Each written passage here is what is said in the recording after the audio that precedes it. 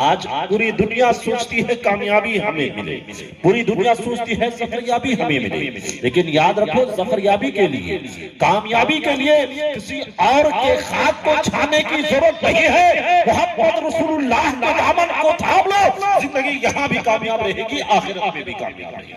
کامیابی رسول اللہ کی غلامی میں ہے۔ دنیا کی سروری چھوڑ دو، رسول اللہ کی در کی نوکری پہ لو، زندگی کامیاب۔ اور یہ زندگی حقیقت وہی زندگی ہے جو زندگی رسول اعظم کی محبت میں گزری، جو زندگی رسول اعظم کی محبت میں گزری۔ اس لیے زندگی یہ نہیں ہے کسی کے لیے، زندگی ہے نبی کے لیے۔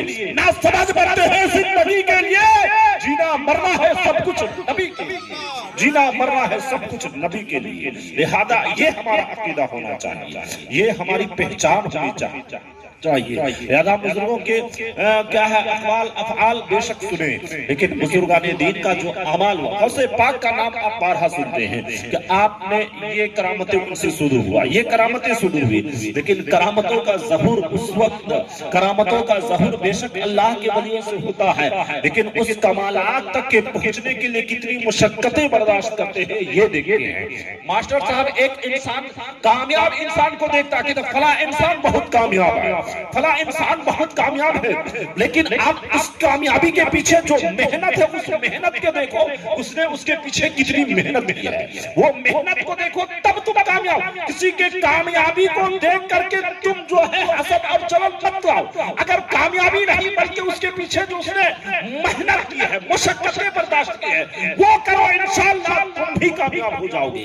بزرگان دین نے جو محنتیں کی ہے، آپ کو معلوم ہے کہ غوث پاک کے والد محترم نے کتنے سال تک کی، کیوں اتنے سال تک کے باغ کی باغبانی کی ہے، کیوں ان کو بلایا گیا کہ ایسے لڑکی سے تمہیں نکاح کرنا ہوگا۔ غوث پاک خود اپنے گھر بار کو چھوڑ کر کے جیلان کے بغداد کے سرزمین پر گئے اور علم کے حصول کے لیے ماں کی جدائی کو برداشت کیا، وہاں جا کر کے علموں کو حاصل کیے۔ آپ نے عشاء کے وضو سے 40 سال تک کے فجر کی نماز پڑھی ہے، ایک رات میں مسلسل 12 سال تک کے ایک رات میں ایک کلام پاک کو انہوں نے تلاوت کیا ہے، یہ تلاوت ہوا کرتی تھی۔ میں نے غوث پاک رضی اللہ تعالیٰ عنہ کے تعلق سے جمعہ کی تقریر میں یہ کہا تھا کہ غوث پاک رضی اللہ تعالیٰ عنہ کے 3 جو اقوال ہیں، آپ کا پہلا قول تھا صدق مقال یعنی سچ بولی بولو، دوسرا قول تھا عقل حلال، حلال رزق کھاؤ، تیسرا قول تھا کہ تلاوت کلام پاک یعنی قرآن کی تلاوت کرو۔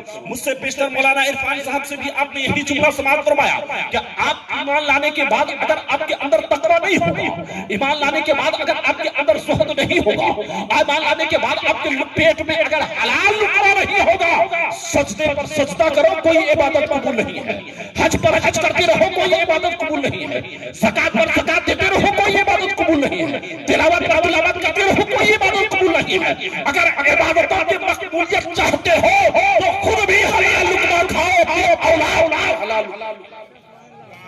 اپنی اولاد کو بھی حلال لقمہ کھلاؤ۔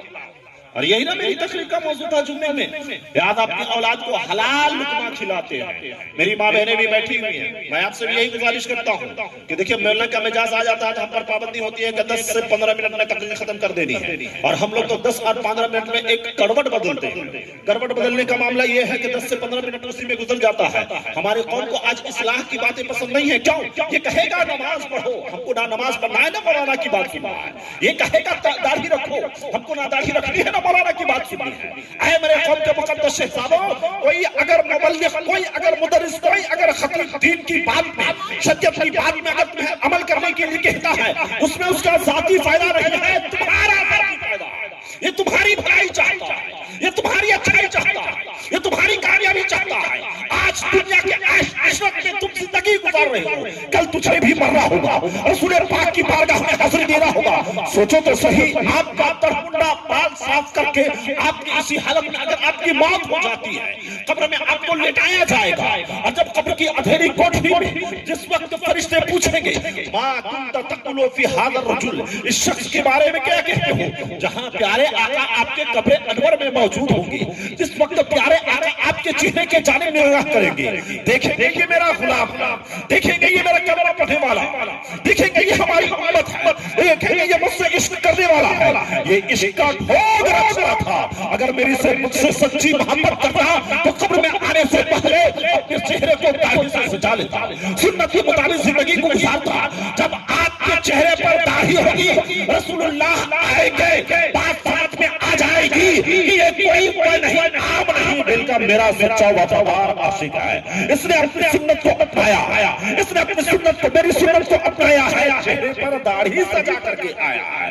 اب کو سوچنے کی ضرورت ہے پیارے، آج اگر کہا جاتا ہے آپ کو تکلیف ہوتی ہے، اپنے گھر کی بات نہیں کہتا ہوں، میں یہ عرض کر رہا تھا، اکل حلال، حلال روزی اپنے خود کو کھاؤ، اپنی اولاد کو کھلاؤ، اپنی بیوی کو بھی حلال روزی کھلاؤ۔